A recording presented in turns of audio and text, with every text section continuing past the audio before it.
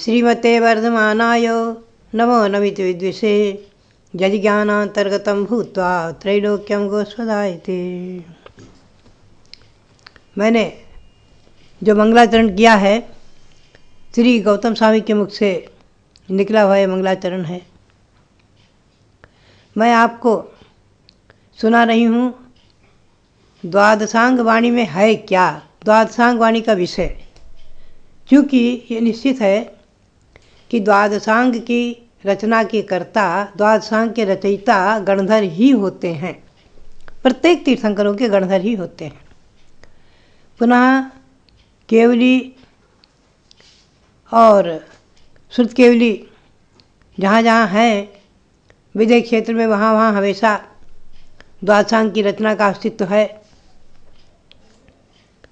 इस भरत क्षेत्र में भगवान महावीर के मोक्ष जाने के बाद 683 वर्ष बाद 11 अंगों 14 पूर्वों का अस्तित्व नहीं रहा। उनके अंश अंश विद्यमान हैं। इसी पर मैं आपको सुना रही हूँ। आपने सुना द्वादशांग का वर्णन। 11 अंग 14 पूर्व, इससे अतिरिक्त भी 12वें अंग में परिक्रम के 5 भेद, सूत्र, प्रथमान योग और पूर्व के 14 भेद तथा चूरिका के 5 भेद, ये सभी मिलकर के द्वादशांग पूरा होता है। ये सब आपने सुना है। अब मैं आपको बताऊं अंग बाह्य, अंग और अंग बाह्य। अंग बाह्य क्या है? जहाँ तक आपने सुना है कि द्वादशांग के पदों का प्रमाण 112,83,58,5 है और एक एक पदों की संख्या है। एक एक पदों में जो अक्षर हैं ये महत्वपूर्ण समझने का विषय है। 1634,83,07,888 अक्षर एक पद में होते हैं। आचार्य देव ने बताया है कि जो अक्षर बच गए, इकट्ठी प्रमाण अक्षरों में जो बच गए, जिन अक्षरों से मध्यम पद नहीं बन पाता है, अतः जो अक्षर बचे उनकी पद संख्या नहीं बन सकती। इस कारण वो अक्षर कितने बचे तो बताते हैं 8,01,08,175 अक्षर बचे। 8,01,08,175 अक्षर बचे। इनसे पद नहीं बन सकता। तो 11 अंग और 14 पूर्व में द्वादशांग में इनसे पद संख्या नहीं बन सकती थी। ये बचे हुए अक्षर शेष, इनसे 14 प्रकीर्णक बने। उन्हीं का नाम है अंग बाह्य। अंग बाह्य के 14 भेद हैं।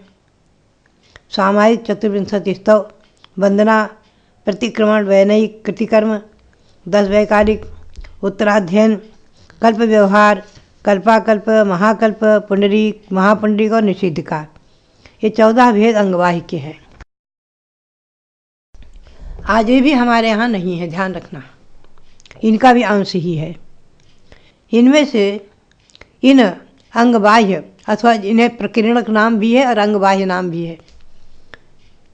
इन अंग बाह्य का प्रथम भेद है सामायिक। ये सामायिक नाम का श्रुत अंग बाह्य, ये नाम स्थापना, द्रव्य, क्षेत्र, काल और भाव की अपेक्षा सामायिक की विधि, समता, भाव आदि का वर्णन करता है।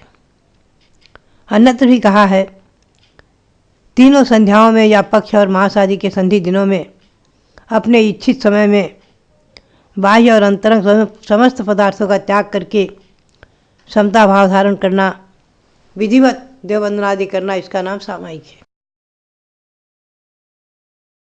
चतुर्विंशति स्तव श्रुत, यह अंगबाह्य नाम का दूसरा भेद है।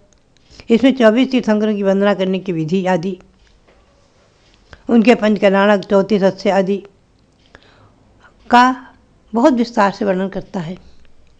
भक्तात्माओं, एक प्रश्न आया है, मूलाचार में आया है। एक प्रश्न हुआ कि भरत क्षेत्र और ऐरावत क्षेत्र की अपेक्षा 24 तीर्थंकर माने हैं।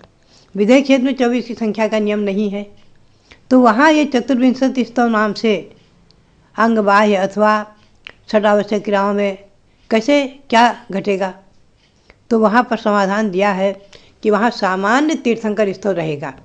तीर्थंकर स्तव इतना ही नाम रहेगा। 24 तीर्थंकर स्तव के बजाय सामान्य तीर्थंकर स्तव। वंदना नाम से तीसरा अंगवाही श्रुत है। इसमें एक जिनेन्द्र देव संबंधी, एक तीर्थंकर संबंधी अथवा जिनालय, जिन प्रतिमा आदि संबंधी वंदना का वर्णन है। चौथा है अंगबाह्य प्रतिक्रमण। यह है काल और व्यक्ति विशेष आदि का आश्रय लेकर 7 प्रकार के प्रतिक्रमणों का वर्णन करता है। प्रतिक्रमण के 7 भेद हैं: दैवसिक, रात्रिक, पाक्षिक, चातुर्मासिक, सांवत्सरिक और ऐर्यापथिक और औत्तमार्थिक। ये 7 प्रकार के बृहद प्रतिक्रमण हैं आदि। मूलाचार में अनगार धर्मामृत में इनका विस्तार से वर्णन है। मैंने दिगंबर मुनि नाम से एक पुस्तक लिखी थी और आरिका नाम से पुस्तक एक लिखी थी, उसमें भी इनको लिया है। वैनिक नाम से जो 5वां भेद है उसमें ज्ञान विनय, दर्शन विनय, चारित्र विनय, तप विनय, उपचार विनय आदि विनयों का वर्णन विस्तार से।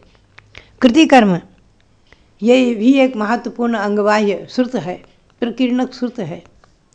आज अपनी जैन समाज में कृतिकर्म विधि प्रायः प्रसिद्धि को प्राप्त नहीं है। कुछ साधु विधिवत कृतिकर्म करते हैं, कुछ नहीं भी करते हैं, कुछ श्रावक विधिवत करते हैं, कुछ नहीं भी करते हैं। इसका कृतिकर्म के नाम से मैंने एक अलग पुस्तक भी लिखी। और सामाजिक विधि में कृतिकर्म साधु के अहोरात्र के 28 कृतिकर्म है आदि। कृतिकर्म विधि भी आपको सीखनी चाहिए। कृतिकर्म में 2 प्रणाम, 4 शिरोन्नति और 12 आवर्त आदि होते हैं। और सामायिक में कृतिकर्म की विधि अलग है। छठा है 10 वैकालिक। मुनियों के आचार और गोत्री विधि आदि का वर्णन करता है। 8वां भेद है उत्तराध्ययन। ये 4 प्रकार के उपसर्ग, देवकृत, मनुष्यकृत, पशुकृत और अचेतनकृत, 4 प्रकार के उपसर्ग, 22 प्रकार के परिचय आदि के सहन करने की विधि आदि का वर्णन करता है। 9वां है कल्प व्यवहार। साधुओं के योग्य आचरण का और अयोग्य आचरण, क्या करने योग्य क्या नहीं है आदि का, और प्रायश्चित विधि आदि का वर्णन करता है।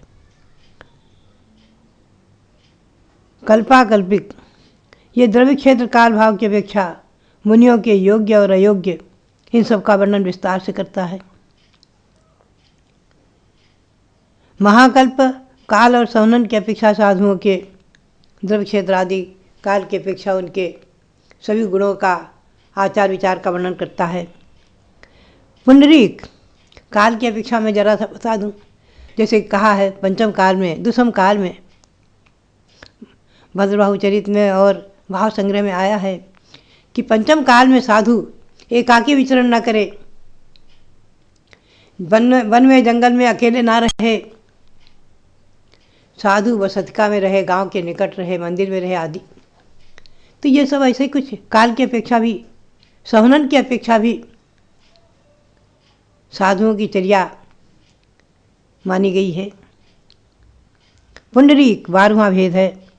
ये भवनवासी, व्यंतर, ज्योतिष और कल्पवासी 4 प्रकार की जो देव, इनमें उत्पत्ति के लिए कारणभूत जो दान, पूजा, तपस्चरण, अकाम निर्जरा, सम्यक दर्शन, संयम आदि अनुष्ठान, ये सब बताता है।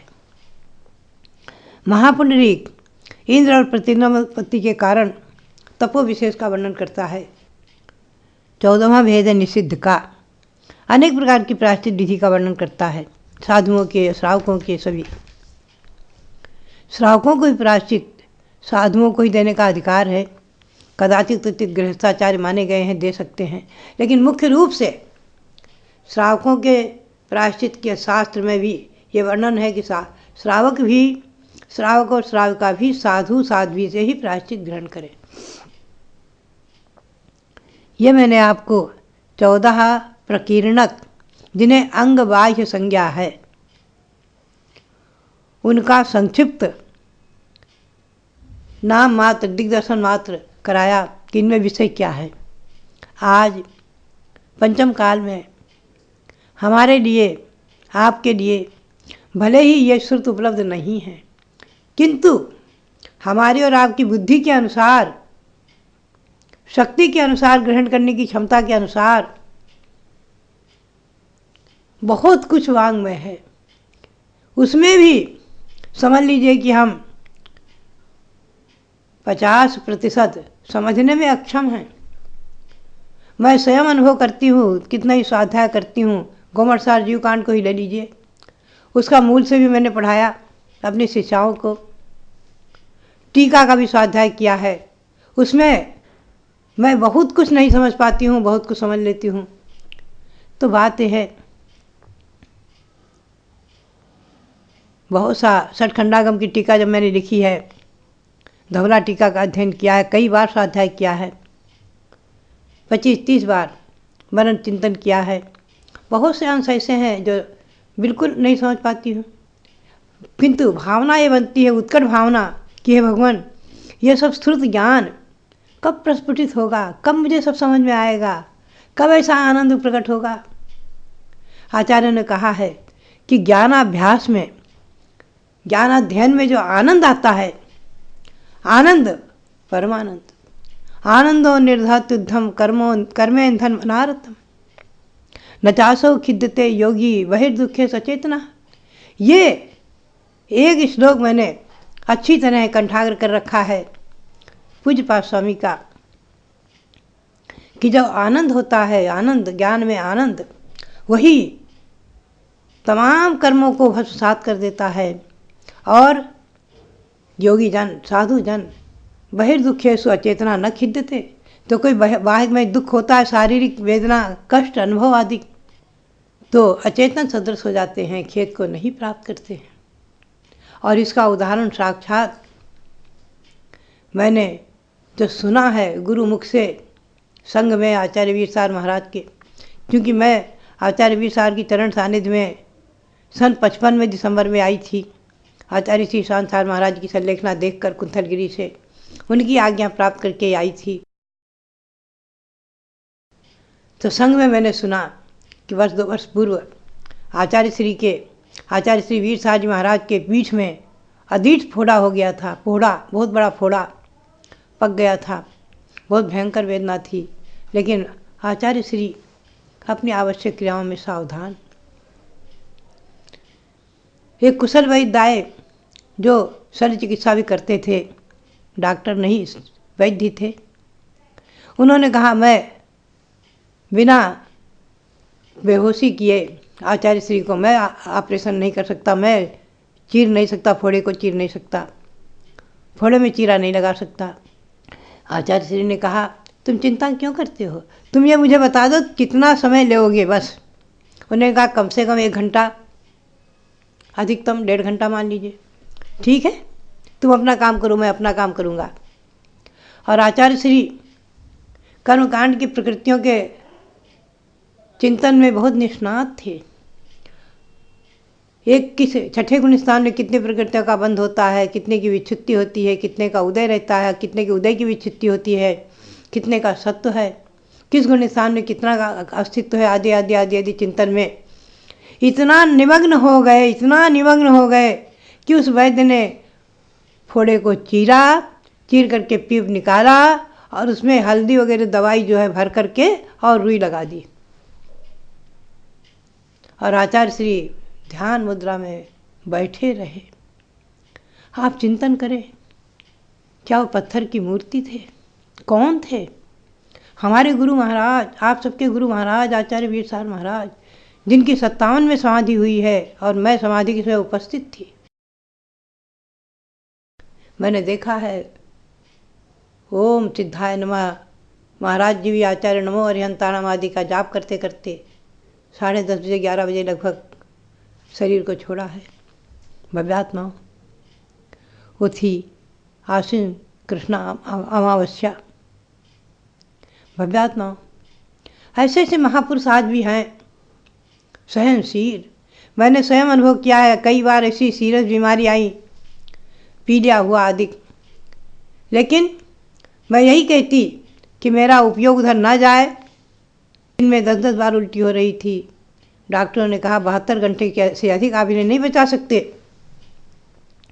कुछ नहीं, एक आयुर्वेदिक वैद्य की छोटी सी कासनी के बीज की ठंडाई की पुड़िया, जो कि मुश्किल से एक घूंट हाथ में एक एक चम्मच दे देकर मुश्किल से जाती थी, 24 घंटे में एक बार।